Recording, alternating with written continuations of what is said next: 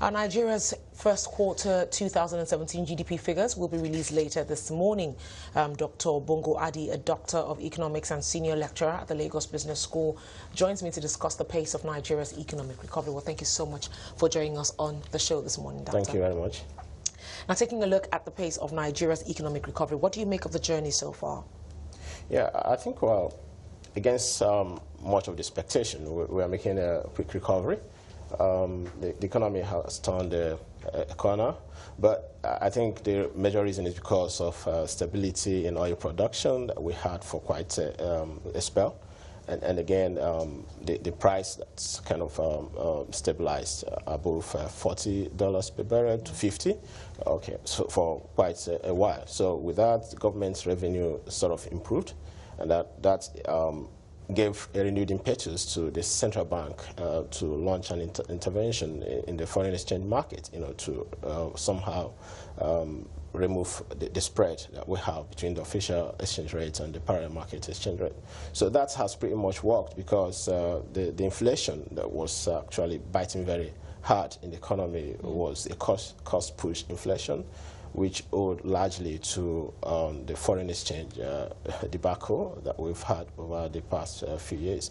So with that, I think it's expected that the economy will turn around quite a bit. And we can also see that from the Purchasing Managers Index that has been has improved. Now, would you say the worst is over? No, I think... Do you think this predicted recovery has truly come? Even though it might be slow, are we on our way out of a recession finally? I think we're on our way out of recession, but whether this is but we need to understand that our problem is a structural one. As a structural problem, what we need are structural long-term solutions, not temporary, palliatives. That's what we've seen recently. What do you consider as temporary palliatives so far? The intervention in the central bank, in the foreign exchange market, that's a temporary palliative. The stabilization in oil production is a temporary palliative. The oil price, stability is also a temporary palliative. These are not structural solutions to the problems that we have. Okay, so that is why I'm a bit worried with the American raising of interest rates, because that's going to, it's going to change the dynamics of funds flow. Meaning that investors will be looking for, stable, higher return economics like the United States. So that will put us at a very huge disadvantage. And then also when it comes to loan repayment, because if you have to borrow at a higher interest rate.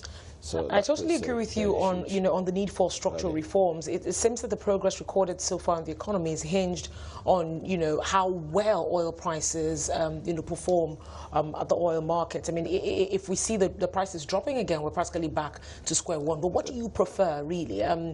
Some other persons actually shared, your view on the fact that these are just temporary palliatives. What's happening with the foreign exchange policy? It seems with each passing month, a new policy comes up to want to ease what's already on ground. But what would you suggest as a lasting solution?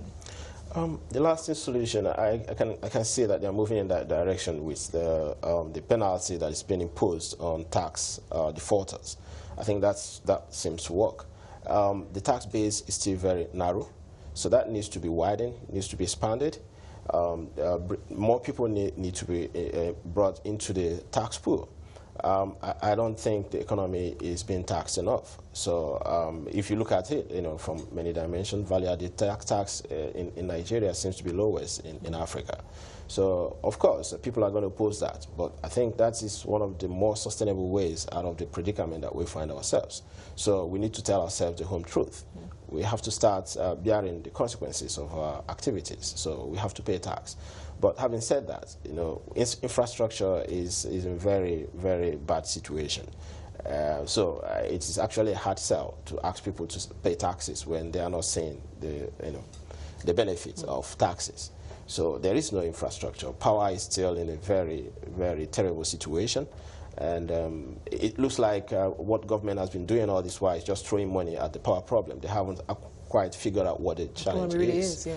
And that is a very major problem. So if you can fix power, then we are paying lip service to sustainable growth or any sort of... Is it more of like a chicken and egg situation? On one part, of course, we're saying let's not hang on to what oil will give or not give at the end of the day. If we're going to focus on taxes, like you have said, the best incentive or the best campaign ever is for citizens to see what their tax is, to see the tax is working for them. Yes. But in a situation like you have said, the infrastructure is not in place, how do we convince people to pay their taxes? That's actually on one part.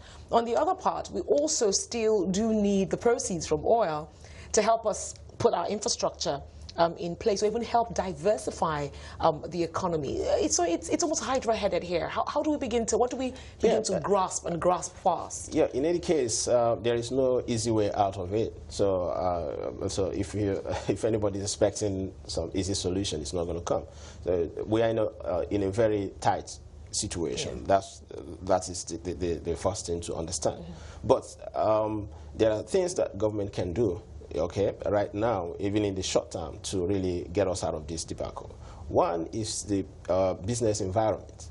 Okay, the investment environment in Nigeria is quite challenging. It's so bad compared to our African peers.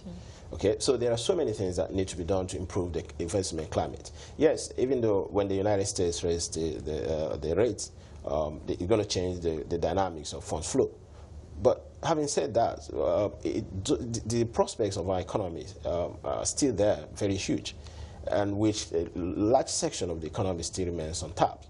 So government needs to set the policies right to get the investors to be confident about investing in this economy. So that's the first thing. We need to attract foreign investment.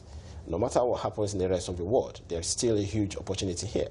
So how can we attract foreign investment if the investment climate is not conducive? Talking about the investment climate, let's take a look at the ease of doing business. Now we hear it takes, what, 2 days for you to register your business in Nigeria. Yes. I say that's the least of most people's problems in terms of business registration. What else do you think makes it a bit difficult to do business? Infrastructure, of course. Infrastructure is so obvious. It's so obvious. We don't need any rocket science to understand that. Everywhere you go in Nigeria, infrastructure is in short supply. No lights, the roads are bad, and then we don't have modern transportation systems. So because of the lack of investment in the past, so it has accumulated into a very terrible situation today. So government needs to begin to do that. Okay, how do they do this? I think we need to develop some kind of priority. That is why the Economic Recovery and Growth Plan, for me, although some economists criticize it, but it is better to start somewhere. So we need to set some priority targets and focus on those targets in the short term. Okay, transport. Okay, is a key infrastructure because when you look at it, transport is an indirect input to the production system. So, and it has what is called, multiplier effect. So just get the transportation system, transport power. So focus on these two. Okay, I don't think it's going to, because if you look at the amount of money we've invested in especially power over the years, and then there is just not much to show for that. Yeah, actually just call for questioning, to know, I mean, all the money spent over the years, why are we still at the same spot? I think that we need to review what is going on there to know what our problems are, because right now, I don't think that we've been able to figure out what the problem is with power. Well, thank you very much, Dr. Bongo Adi, a doctor of economics and senior lecturer at the Lagos Business School.